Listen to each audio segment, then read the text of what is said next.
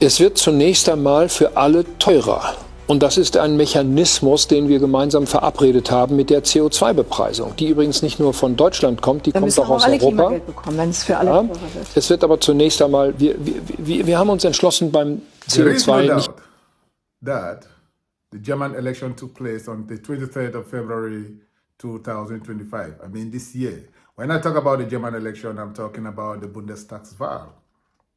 And there is no doubt that the CDU-CSU, I mean the Union, came out with the majority.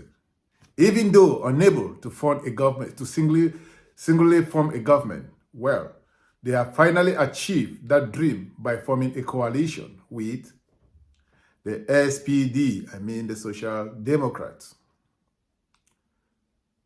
But in that report you just heard, and before I move forward with this video, I will want to say you accept greetings from this platform, from wheresoever you are. Please do accept our warmly and sincere greetings.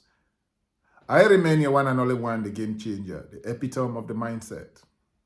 Well, the German election has finally come to pass. It's finally history now.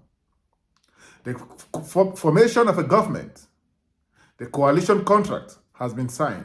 The coalition contract named Responsibility for Germany, Verantwortung for Deutschland, has been signed by both the Christian Democrats, the Union, and the Social Democrats, the SPD.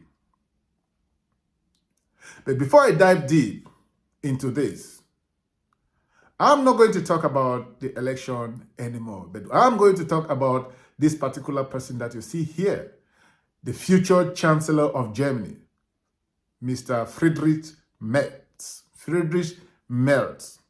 That is the person I'm going to talk about. We have heard recently how they have been calling him the Wahlbetrüger. Wahlbetrüger. But the thing why they call him Wahlbetrüger is what we are going to find out in this video. Please stay tuned and watch the insight of why this guy is called the Wahlbetrüger of all time. So you're welcome back. So during the campaigns, there were a lot of things that this particular person, Friedrich Merz, the CDU leader,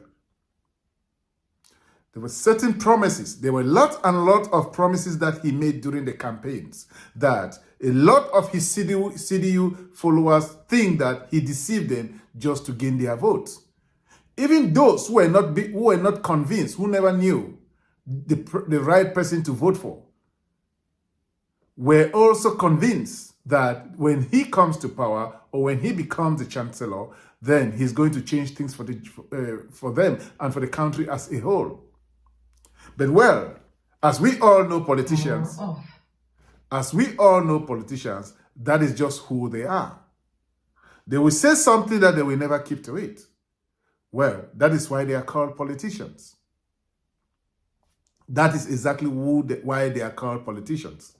Politicians are this type of people who, during campaigns, they will give you all the type of promises that you need. But at the end, they will fail. They may not even meet one of those promises. This is somebody who criticized the ample coalition.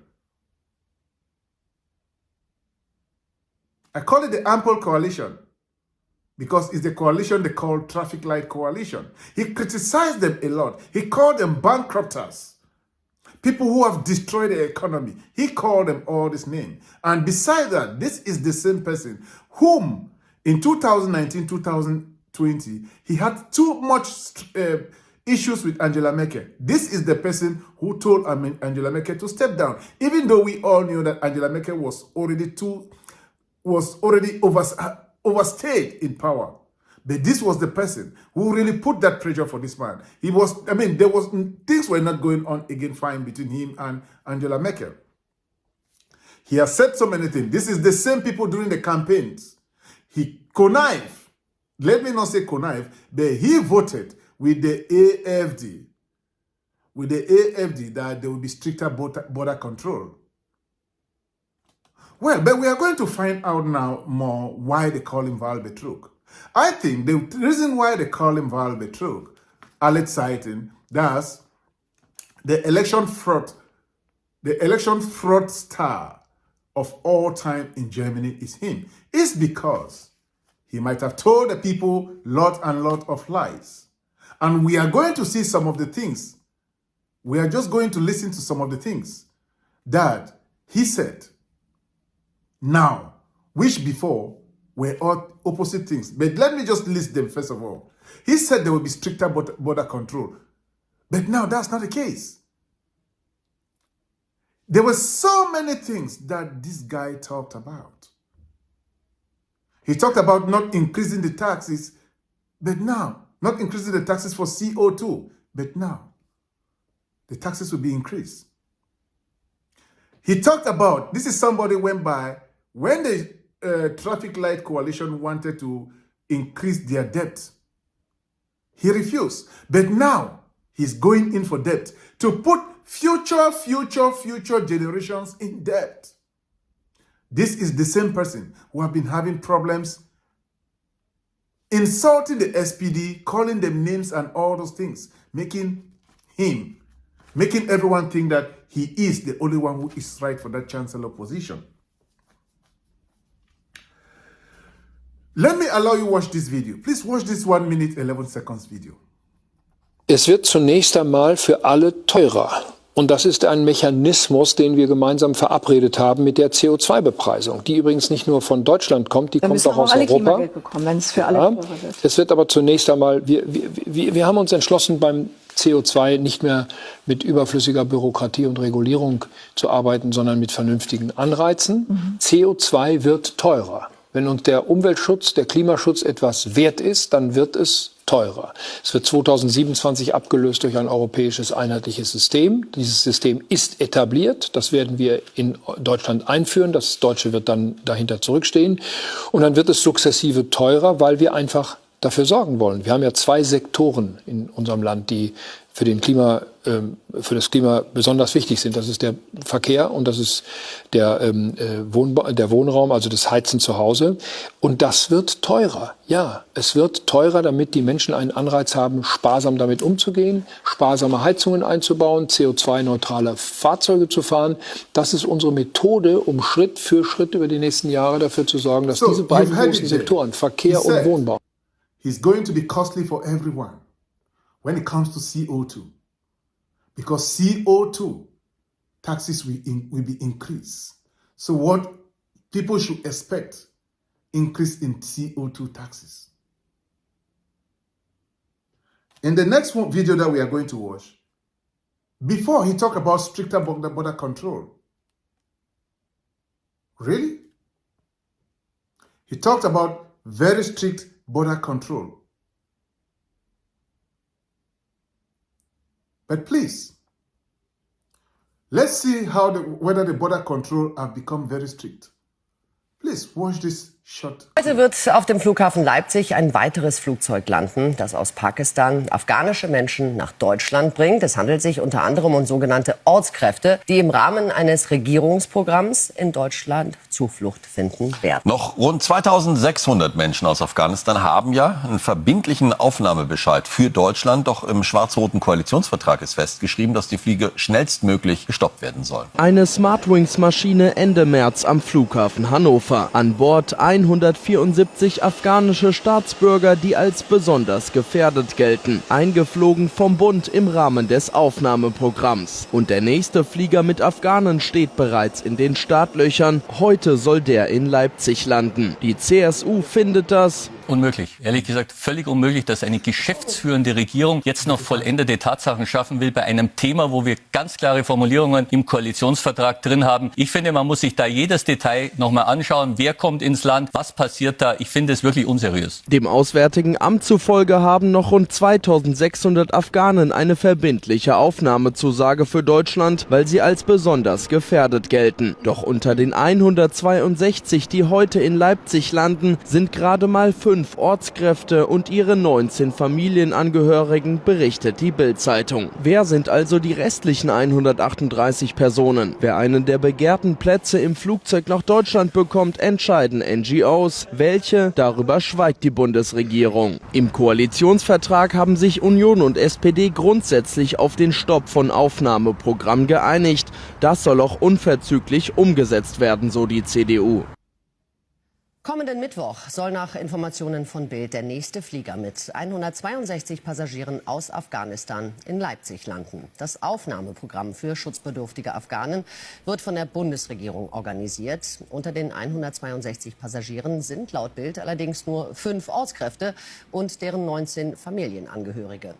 Ehemaligen Ortskräften der Bundeswehr könnten in Afghanistan von den Taliban Verfolgungen drohen. Union und SPD hatten sich grundsätzlich auf den Stopp von Aufnahmeprogrammen geeinigt. Allerdings warten noch rund 2600 Menschen auf die Einreise, da sie von Deutschland eine verbindliche Aufnahmezusage haben. Über das Thema möchte ich sprechen mit Hans-Hermann Dube. Er ist Afghanistan-Experte. Schönen guten Morgen. Guten Morgen. Also am Mittwoch soll jetzt wieder ein Flieger aus Afghanistan hier landen, organisiert von der Bundesregierung. Die begründet das so, die Menschen an Bord, die würden ja verfolgt, sie würden auch teilweise mit dem Tode bedroht. Nach Ihren Erkenntnissen, ist das wirklich so? Ich glaube, da haben wir unterschiedliche Informationsstände. Es gibt keinen belegten Fall, dass eine unserer Ortskräfte, sei es für die GIZ oder aber auch für die Bundeswehr, in Afghanistan verfolgt worden. Gibt es einfach nicht. Da kann man sich also viel Mühe geben, man findet aber solche Fälle nicht. Trotzdem, und das ist ja eigentlich auch erst einmal nicht schlecht gewesen, wurden Aufnahmezusagen erteilt und die Menschen wurden nach Islamabad gebeten, weil es ja keine deutsche Botschaft in Kabul gibt, um sich dort dann sozusagen das Visum abzuholen. Und da setzte dann das Elend ein. Dann So, guys, you have just watched this report. You have watched this report. The arrival of another 162 people from Afghanistan. But I thought this is somebody who talk about strict border control. But we've noticed that people are coming from Afghanistan. Refugees are coming from Afghanistan with flight to Germany. They are bringing more and more refugees. But I thought they said, hey, they don't want these people. Those refugees that you saw there who just arrived, they already have a place ready for them. They already have a place ready for them. I will assume that this is just part one of this version of Friedrich Merz as the Wahlbetrüger, alle Zeiten, the electoral fraudster of all time. This is what I will just consider this one part one of it. I will be back with part two in my next video. But you who is watching this video now, I believe you must I believe you must find it interesting and you would like to know more.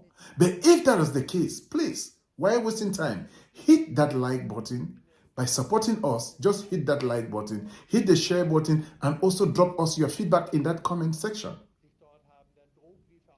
Do you think with all these promises that he made concerning CO2, concerning strict border control, but instead importing refugees, do you think he is, Friedrich Merz, do you think he is really that electoral fraudster of all time, as they may call it in German, Wahlbetrüger, alle Zeiten? Do you think he is? If you think he is, or if you think he is not, please feel free to comment, leave a comment in that comment section. Let's talk about it in that comment section. Thank you so much as you do so. And please don't forget, if it's your first time coming across our videos or coming across our channel, do us that favor also to hit the subscription button and that notification bell as well. And don't forget, your support matters to us a lot. And don't forget as well, we are now open for business. If you have your business, any form of business that you would like to advertise, you would like to publicize, or things that you would like us to do, please feel free to contact us. Go to my bio get my email there and my WhatsApp number and get in touch with me. Then we can talk about business. For now, please continue sharing the video, liking the video, and also dropping us your comment, what you think about the video. If there's something that you also think we could do better, please feel free to mention it. We're going to do that because we really appreciate your time and effort for that. Thank you so much for your time, and you stay blessed. And then you're one and only one. Game changer, the epitome of mindset. Thank you guys, and see you in the next video. Take care.